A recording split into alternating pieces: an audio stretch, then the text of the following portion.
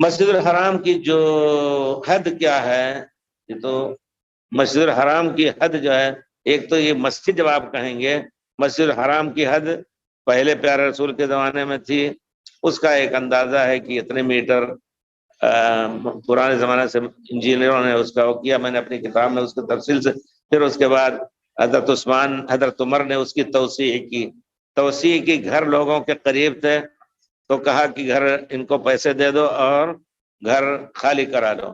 تو کچھ لوگوں نے پیسے لیے، کچھ نے کہا نہیں لیں گے، یعنی اپنا گھر نہیں چھوڑنا چاہتے تھے۔ حضرت عمر نے کہا ان کے پیسے لے جا کر کے اس کی قیمت کے بیت المال میں ڈال دو، گھر گرا دو، جب لینا چاہیں گے لے لیں گے۔ تو توسیع ہوئی، اور حضرت عمر نے سب سے پہلے اس کی چہار دیواری بنوائی، اور ورنہ لوگوں کے گھر تھے،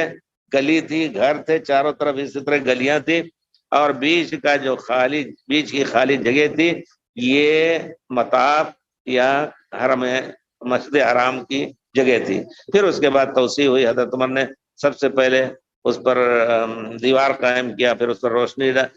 کا انتظام کیا، پھر اس کے بعد توسیع حضرت عثمان نے کی، اس طرح توسیع سالوں سال۔ اب دیکھیے الحمدللہ اتنی بڑی توسیع ہو چکی ہے، اللہ تعالیٰ اس کو محفوظ رکھے، اور مزید ضرورت پڑے گی تو انشاءاللہ کریں گے۔ کتنے کروڑوں لاکھوں بدلے دے کر کے، یہاں کتنی بڑی بڑی دکانیں تھیں، کتنے بڑے بڑے لوگوں کے گھر تھے، ہوٹل تھا، یہاں ایک بڑا ہوٹل تھا، بہت بڑا، کیا نام ہے، فندق الحرم کے نام سے، بالکل یہی باب ابراہیم۔ بہرحال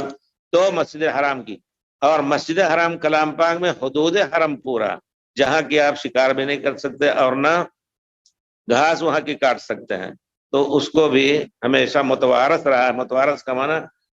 اب لوگ جہاں ان کے پاس رہتے تھے وہ اپنا شرف سمجھتے تھے کہ اس کو ہم زندہ رکھیں، لوگوں کو بتائیں، تو وہ بناتے رہتے تھے، اگر گر گیا، نشانی اس کی گر گئی تو اس کو پھر وہ زندہ کرتے تھے۔ اللہ کا شکر ہے کہ میں بھی اس کمیٹی میں تھا، بہت الحمدللہ تحقیق کر کے کتابوں سے، پھر پہاڑوں پہ چڑھتے تھے، الحمدللہ 3-4 سال تک اس میں گزرے، اور مکمل ہو گیا ہے الحمدللہ۔ اور وہ جو ایک کیا کہتے ہیں جی پی ایس، اس کے ذریعے سے پوائنٹ اس کا لیا گیا ہے کہ اگر پہاڑ اٹھا بھی دیا جائے تو پوائنٹ ضائع نہیں ہوگا۔ تو بڑی بڑی سڑکوں پر تو بنا دی گئے ہیں وہ محرابی شکل، لیکن پہاڑ پہ بننے کا پروگرام ہے، اللہ تعالیٰ توفیق دے کہ بن جائے جلدی سے۔ اور 1 لاکھ کی نماز کا اجر یہ پورے حدود حرم میں ہے، لیکن جماعت کی نماز وہاں بھی بڑھ جائے گی، اور جتنی بڑی جماعت ہوگی اجر بڑھتا جائے گی۔ اس وجہ سے آپ اگر عزیزیہ میں جماعت کے ساتھ پڑھ رہے ہیں تو حرم پاک کی جماعت کے ساتھ نہیں ہوگا، لیکن 27 لاکھ تو ہوگی، اور یہاں جتنی جماعت بڑی ہوگی افضل سے افضل ہوتی جائے گی پیارے رسول کے قول کے مطابق۔ تو کوئی کہے کہ نہیں چاہے عزیزیہ میں پڑھیں یا حرم میں پڑھیں، برابر نہیں ہے، آپ تھوڑی محنت کر رہے ہیں تو اس کا اجر بھی اللہ تعالیٰ زیادہ دے گا۔ حضرت عائشہ کو حج ہی کے موقع پر پیارے رسول نے فرمایا تھا اجرو کی اعلیٰ قدر نصبی کی، جتنا تمہیں پریشانی لاحق ہوگی، پریشانی جان بوجھ کے نہیں ڈالو، لیکن پریشانی میں پڑ گئے تو اس کے حساب سے تمہارا اجر بھی پڑ جائے گا۔ اب ایک آدمی ہے بیچارے جا رہے تھے، کہا بس رک گئی، پیدل جانا پڑ رہا ہے، بڑی محنت لگتی ہے، بوڑھے بیچارے کیسے چلے، ہم لوگ تو دوڑتے تھے ہرن کی طرح، الحمدللہ ایک زمانہ تھا، لیکن یہ ہے اب بیچارے گھسیٹ کے گئے ایسے بھی کہ پیر میں چھالے پڑ گئے، ایک دم چپل بھی نہیں پہننے کی عادت تھی، جوتا پہنے تھے تو چپل ایک دم کٹ گیا یہاں اوپر اور چھالے پڑ گئے، تو انشاءاللہ وہ اجر سے خالی نہیں ہوا۔ نہیں، مسجد نبوی کے بارے میں صرف صلاۃ بھی مسجدی ہذا، تو وہاں پورے حدود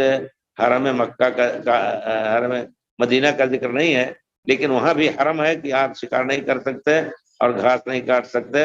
بلکہ صرف چونکہ ہم حنفی مذہب پڑھے ہوئے ہیں،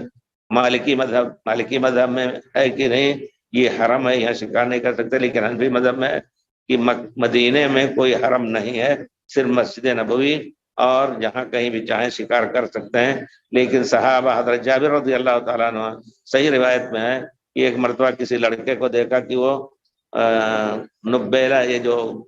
گلیل ہوتا ہے اس سے شکار کر رہا تھا، تو انہوں نے چھین کر کے توڑ کر کے پھینک دیا، ان کے باپ نے آ کے شکایت کی، کہا تو کہا پیارے رسول کا ایک حکم ہے، ہم نے اس کی تعمیل کی ہے۔ تو بہرحال صحابہ اس کو حرم برتتے تھے، حرم جانتے تھے۔